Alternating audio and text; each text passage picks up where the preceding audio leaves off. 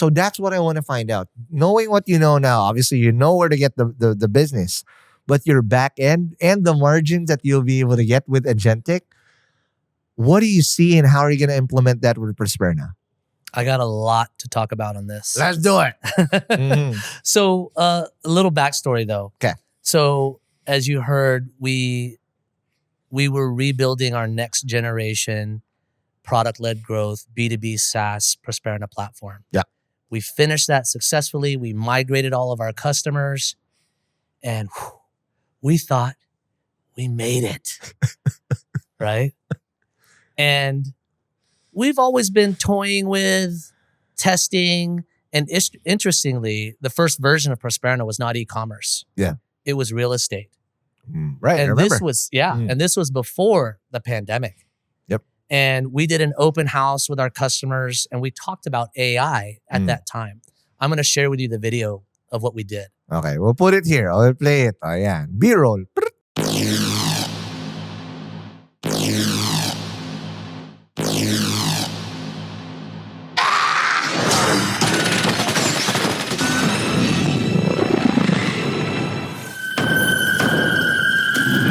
You are nothing. It could be terrible, and it could be great. It's not clear. Right. But one thing is for sure, we will not control it. Would you like your OS to have a male or female voice? Female, I guess. Science fiction is humanity's dream of what the future would be. AI is one of the most loved parts of today's science fiction. In 1996, Deep Blue Computers beat a chess grandmaster. In 2011, IBM Watsons won $1 million in Jeopardy! In 2016, AlphaGo defeated one of the world's best players of Go, wildly the most complicated game to play.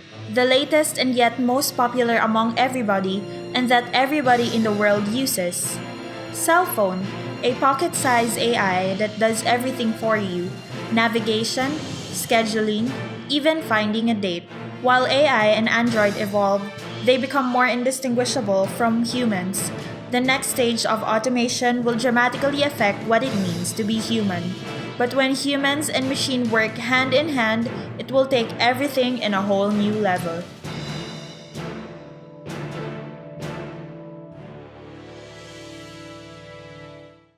There you go. Right.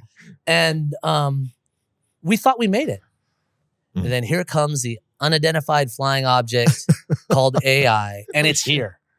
Boom. And we've built our business, we built our people, our talent pool, our operations, our back office, our marketing, Yep.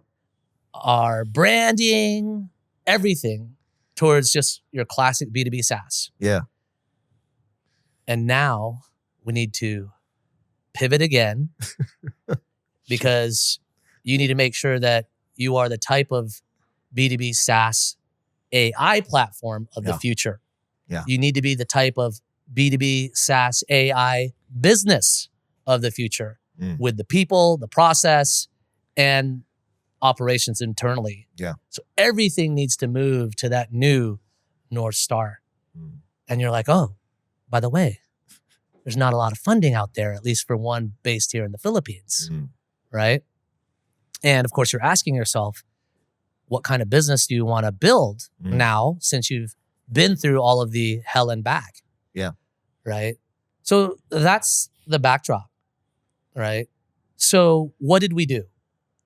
So instead of going crazy because of limited time, money, and resources, we inserted AI features specifically inside different parts of our customer journey to solve specific problems. For example, the onboarding. Customers get stuck when they're building their website or their online store with writer's block on product descriptions. Yeah. And when we started building AI a couple of years ago, the AI was really good at text. Yep. Now it's obviously evolved, and we have evolved more and more as LLMs got stronger and better. So we built 6 features embedded in our platform. Now, here are some things that we did that hopefully will inspire or, help out some others out there. Yeah. Again, it's not just building a platform. You have to start rebuilding your company's culture, process, and people to shift towards an AI organization, right? Being, as what people say, AI first. It's easy to say, but how do you do it? Yeah. Right? So we hand selected 2 engineers within our company who we believed were fearless and loved to experiment. Yeah. Because as we all know, a lot of people around the world, and even more so in the Philippines, have never built it. It's new. So how can you go out and say, yeah, I've been doing it for 10 years? BS. Right? Yeah. So we separated a team of 2 engineers and we had our own internal hackathon. With 2 guys. With 2 guys. And we brought in, we talk about founders and supporters. Yeah. Shout out to Paul Pajo, great Shout out. supporter of the entire ecosystem and of Prosperna. Love you, man. He came in to inspire the team, shake up some of the ideas, right? And Ruel, who is our head of engineering and known him for probably 8 or 9 years. Also one of the first guys that I met here in the Philippines when I first landed. And, he is the epitome of, co-founder mentality. Love it. Right? So we all came in, and of course, Fro, shout out to Fro and Ruel. Yep. Fro put up his house as our hacker's nest. Wow. So we stayed for 2 weeks at Fro's house. In Alabang. Yes, in the South. Okay. And the team built 6 new features Wow. in 2 weeks. Wow. And that's how we started. Galing. So that's what I want to now understand. So with that coming through, and of course, there's this whole new wave just a month or 6 weeks ago about agentic AI. Mhm. Because before, we had to platformize AI, put it in our platform, make it work. But now we can create AI employees without having to create the platform. Because here's what I learned in SaaS or in service, manomatic businesses like us. The clients don't really care how it's done. They just pay for the result. Whether you do it manually with 100 people or with 10 people with 5 agentics, they don't care. They want the output. Mm-hmm. That's up for you to play around in your backend. Yep. Given what you guys have built now, what is the world that you've built? Obviously, you have these features in-house. Mm-hmm. But how scary and how fast will you guys be with agentic literally at your doorstep? Yeah.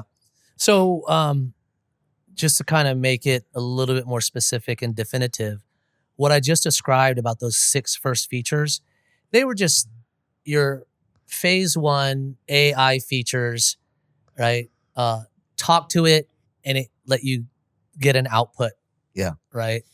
And so that was the baseline beginning of where we started. Mm-hmm. And then as LLMs and agentic type features and capabilities started to evolve, we also evolved our level of features to version 2 AI.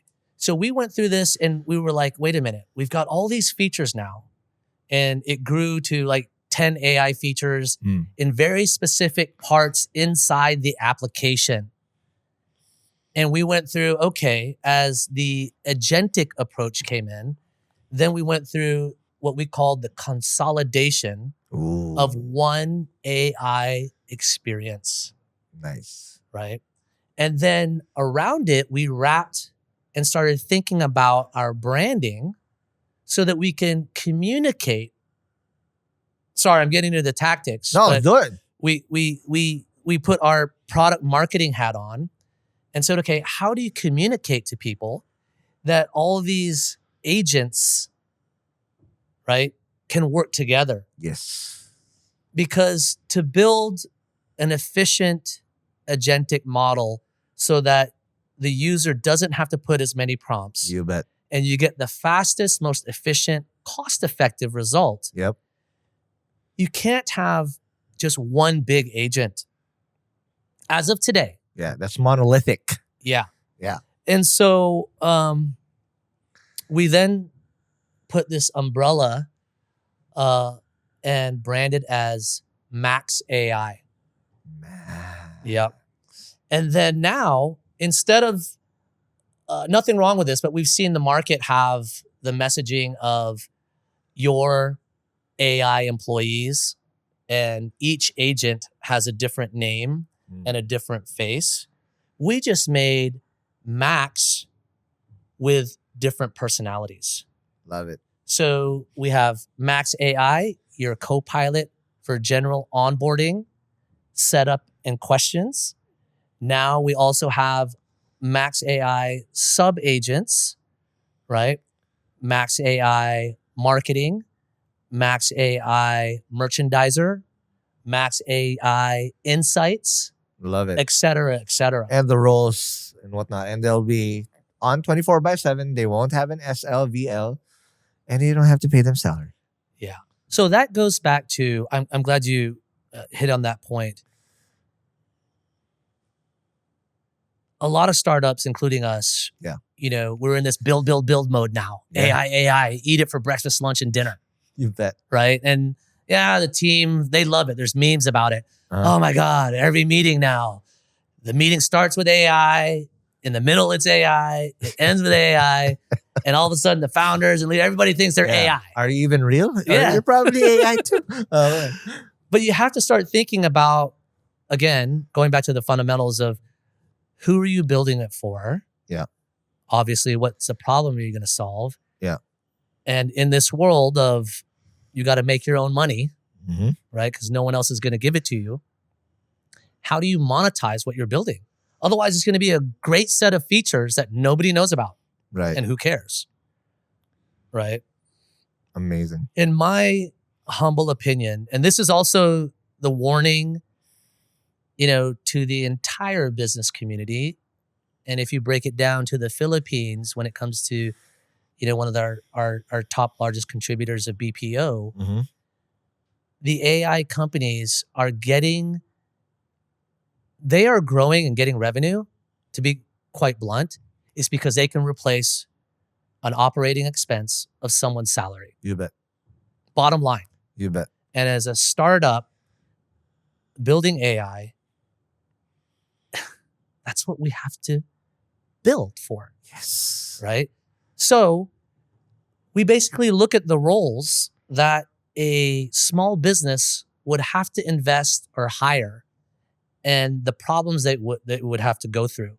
So if they want to hire a content writer, if they want to hire an SEO person, if they want to hire a designer or developer, if we can build the AI to be able to do that, that's a significant value proposition, which is why technology exists, because technology is there to make it better, faster, cheaper. That's how you grow your startup and get revenue. Yes. You can't just keep building this stuff and slap on AI, as they say, and go, yeah, we're an AI company, right? And on the other end, those people who are watching and analyzing the economy, that's the warning. And for all the employees in the entire world, that's also the warning. Yeah. Because the good news is there's going to be a transition, right?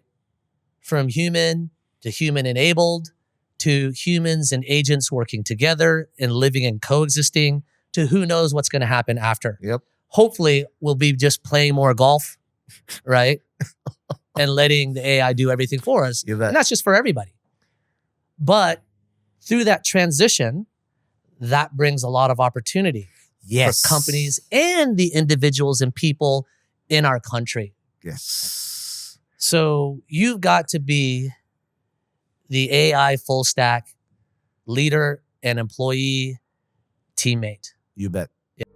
They risked everything, failed spectacularly, and came back stronger. Founders Only, the show where successful entrepreneurs reveal what it really takes. Where risk meets reward. Get ahead now.